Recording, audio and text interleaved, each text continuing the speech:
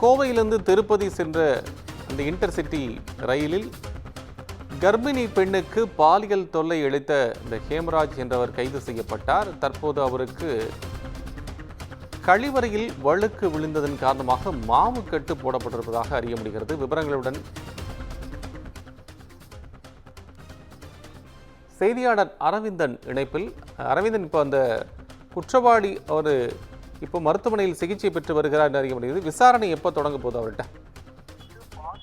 வணக்கம் கோபால்.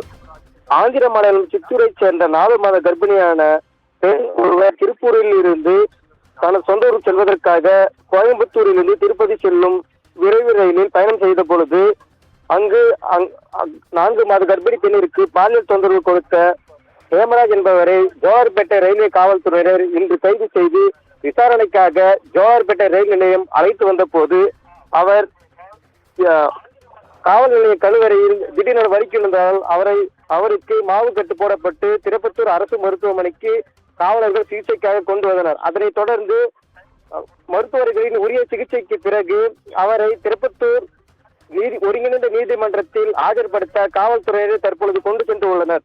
அதைத் தொடர்ந்து நீதிபதியின் விசாரணைக்கு பிறகு அவருக்கு எவ்வித தண்டனை வழங்கப்படும் என தெரிய வரும். கோபால்,